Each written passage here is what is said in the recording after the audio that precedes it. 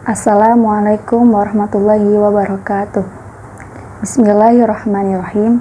Alhamdulillahirabbil alamin. Wabihi nasta'in wa ala umurid dunya waddin. Asyhadu an la ilaha illallah wahdahu la syarikalah wa asyhadu anna Muhammadan abduhu wa rasuluh. Wassalatu wassalamu ala asyrafil anbiya'i wal mursalin sayyidina wa maulana Muhammadin wa ala alihi wa sahbihi ajma'in wa man tabi'ahum bi ihsanin ila yaumiddin, amma ba'du. Menghafal Al-Quran merupakan aktivitas yang sangat mulia, sebagaimana sabda Nabi Muhammad SAW, Asyraful ummati hamlatul Quran, yang berarti umatku yang paling mulia adalah mereka yang menghafal Al-Quran. Bahkan, tidak sekedar label kemuliaan yang mereka dapatkan, tapi juga syafaat bagi kedua orang tua seorang penghafal. Al-Quran adalah pokok dari ilmu.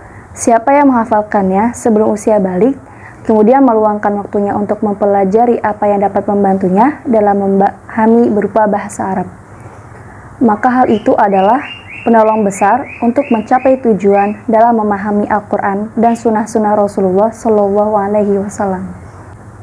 Para ulama kita tidak pernah melewati dan menyimpang dari tahapan menuntut ilmu, karena bertahap dalam menuntut ilmu adalah jalan selamat untuk memperoleh ilmu.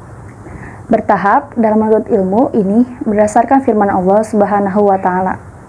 Bismillahirrahmanirrahim. Wa Qur'anan faraqnahu litaqra'ahu 'alan nasi 'ala muksin wa nazzalnahu tanzila.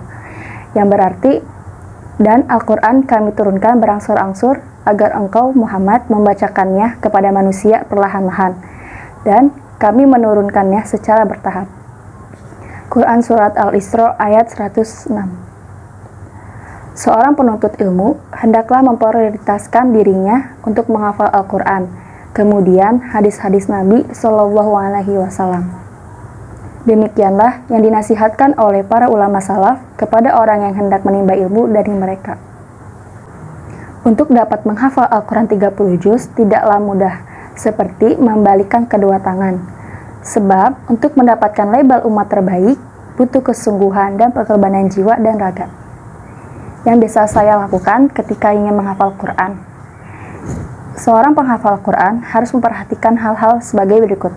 Yang pertama, membersihkan diri dari hal-hal yang tidak baik dan menjauhkan diri pula dari kesibukan yang bersifat duniawi. Yang kedua, menata niat untuk mendapatkan keridhaan Allah dan mengikuti sunnah Nabi dan ulama salaf. Yang ketiga, berdoa kepada Allah dan meminta doa kepada orang tua dan guru. Yang kedua, yang bisa saya lakukan saat menghafal Al-Quran. Yang pertama, menjaga wudhu. Yang kedua, membiasakan bangun sebelum subuh agar bisa menghafal Al-Quran pada sepertiga malam. Yang ketiga, konsisten terhadap jadwal yang telah disusun, baik untuk hafalan maupun untuk sekedar murojaah. Yang keempat, bersabar atas segala ujian dan cobaan saat menghafal Al-Quran dengan selalu bersandar pada Al-Quran. Yang kelima, membiasakan mengulang hafalan saat untuk memantapkan hafalan. Yang keenam, menggunakan satu mushaf agar terbiasa dan tidak bingung letak awal dan akhir yang dihafal. Ada sebuah ungkapan yang bagus bagi para penghafal Al-Quran, yaitu menghafal Al-Quran bisa dilakukan di waktu luang, tapi mengulang hafalan harus meluangkan waktu. Artinya, jika seorang sudah dianugerahi sebuah hafalan Al-Quran, maka kewajiban orang itu adalah menjaga hafalan tersebut dengan baik, sebab Al-Quran adalah amanah yang diberikan Allah kepada orang-orang yang teristimewanya. Dan ada ungkapan yang lain pula, yaitu menghafal hanya butuh waktu dan hari, tapi menjaganya butuh waktu seumur hidup.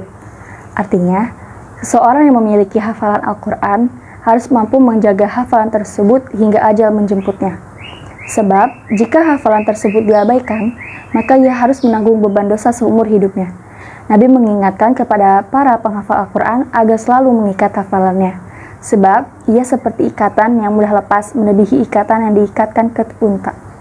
Oleh sebab itu, suatu keharusan bagi para penghafal Al-Quran untuk mengikat hafalannya dengan konsisten dan selalu mengulang hafalannya. Untuk menjaga hafalan, setelah menghafal atau menghantamkan Al-Quran, seorang penghafal Al-Quran perlu melakukan beberapa hal sebagai berikut. Yang pertama, manajemen murojaah. Yang kedua, dia selalu konsisten. Dan yang ketiga, memperbanyak doa dan riyadhah. Sekian penyampaian dari saya. Mohon maaf apabila terdapat banyak kesalahan dan kekurangan. Wassalamualaikum warahmatullahi wabarakatuh.